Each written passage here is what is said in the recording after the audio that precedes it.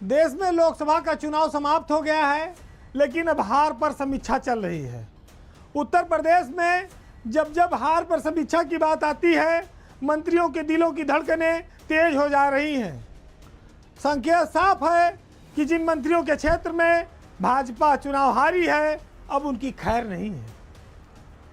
भाजपा की समीक्षा में साफ है कि 30 सीटों पर बीजेपी चुनाव हारी और ऐसी जगह पर हारी जहां पर दिग्गज मंत्रीगण सरकार में विराजमान हैं।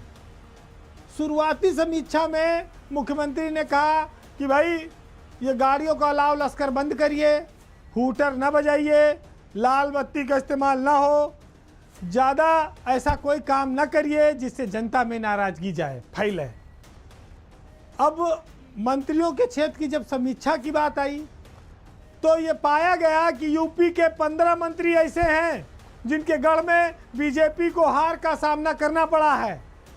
गढ़ मतलब उनकी विधानसभा में भाजपा का कैंडिडेट हार गया है। अब चुनाव नतीजे आए हैं, समीक्षा शुरू है, तो मंत्री जान तो बचाए रहे हैं, लेकिन कई दिन बचेगी। हारने वाली सीटों पर मंत्रियों के लिए भी खतरे की घंटी है, क्योंकि विधानसभा चुनाव में उनके लिए अगर अभी नहीं मामला संभाल पाए तो उनका भी सुपड़ा साफ होना है। कृषि मंत्री हैं सूर्य प्रताप शाही, पर्यटन मंत्री हैं जयवीर सिंह और राकेश सचान एमएसएमई के मंत्री हैं। सूर्य प्रताप शाही 7 साल से कृषि मंत्री हैं, पत्थर देवा सीट से विधायक हैं, जहां अखिलेश प्रताप सिंह ने बीजेपी को हराकर लीड ले ली। यानी जो सूर्य प्रताप शाही की विधानसभा है वहां पर बीजेपी हार गई। गिरीश चंद्र यादव खेल मंत्री हैं, जौनपुर सदर से विधायक हैं, और बाबू सिंह कुशवाहा ने वहां बीजेपी को पछाड़ दिया। बाबू सिंह कुशवाहा को तो आप जानते ही होंगे, वो सांसद बन गए हैं जौनपुर से जीतकर। और एक नाम आपको बताऊं, जयवीर सिंह जो उत्तर प्रदेश के पर्यटन मंत्री हैं, डिम्पल यादव ने उनको चुनाव हराया। लेकिन हैरत की बात यह है कि वो मैनपुरी सदर से खुद भी विधायक हैं और अपनी सीट भी वो हार गए हैं। ये जो दिग्गज लोग हैं, मैं उनका नाम ले रहा हूँ।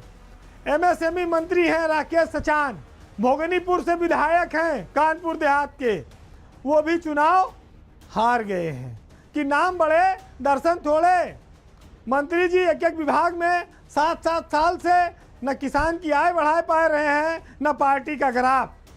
हर जगह उन्होंने चला रखा है रोटावेटर, कल्टीवेटर, ट्रैक्टर, जोत जात के किनारे कर दो। भाजपा में समीक्षा शुरू हो गई है। लोग बोल भी रहे हैं कि विधायकों की वजह से हम चुनाव हारे, जो कैंडिडेट हैं, लेकिन कोई इतनी हिम्मत नहीं जुटा पा रहा है कह दे कि हम मंत्री की वजह से चुनाव हारे। अब ये देखना हाई कमान का काम है, क्योंकि मंत्रियों का मामला बड़ा होता है कि भाई आप इतने लंबे समय से मिनिस्टर हैं, सारी सुविधाएं हैं, और आपकी ही विधानसभा में पार्टी हार रही है। इस सच्चाई को बीजेपी को स्वीकार करना होगा।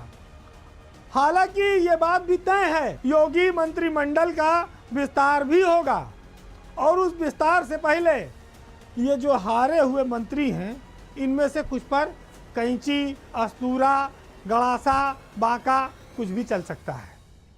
कई का कैरियर भी समाप्त हो सकता है, क्योंकि इस हार की जिम्मेदारी किसी न किसी को लेनी पड़ेगी, और मंत्री के क्षेत्र में हार की जिम्मेदारी तो मंत्री की बनती है। वहाँ कोई तीसरा नहीं आएगा लेने, जिला अध्यक्ष और महासचिव और प्रदेश संगठन का कोई आदमी। तो ये तो साफ है कि बीजेपी के लिए ये लोकसभा चुनाव एक उस काले और डरावने सपने की तरह गुजरा है, जो रोज सैकड़ों लोगों को शामिल कर रही थी, बड़े बड़े दिग्गजों को शामिल कर रही थी, और बड़े बड़े मंत्रियों के दावों को जो मंचों से माइक पर बोलते थे, शायद ये बातें जनता को पसंद नहीं आई। जो लोग हार कर समीक्षा के बाद सुधार नहीं करते, तो फिर वो लोग तो आगे अपने आप को जानबूझ के गड्ढे में कुदाते हैं। अभी तो लोकसभा की ये स्थिति है, अभी तो विधानसभा चुनाव आने वाला है, जिसमें ये अखिलेश और राहुल का गठबंधन कायम रहा, तो फिर ये मंत्री खुद तो डूबेंगे भी, पार्टी को भी ले डूबेंगे। बहरहाल आज के पावर सेंटर में इतना ही। जिसके लिए जो सबक है वो उस पर अमल करे और चाहे ना करे। अपना काम है दिखा देना, बता देना।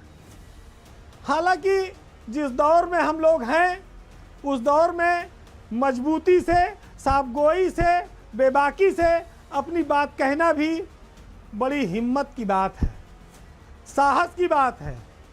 लेकिन अब चूंकि इस देश में तमाम सारे साहित्यकार, कवि, शायर, उन्होंने हमेशा समाज में ऐसे तमाम लोगों के हौसले बढ़ाए हैं जो सच कहने की, जो अच्छा करने की हिम्मत रखते हैं, जज्बा रखते हैं।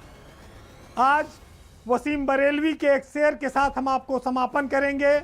सुनिएगा कि ये है तो सबके लिए हो, ये जिद हमारी है, इस एक बात पे दुनिया से जंग जारी है। मैं एक कतरा हो के भी तूफान से जंग लेता हूँ, मुझे बचाना समंदर की जिम्मेदारी है। और दुआ करो कि सलामत रहे मेरी हिम्मत, ये एक चिराग कई आंधियों पर भारी है।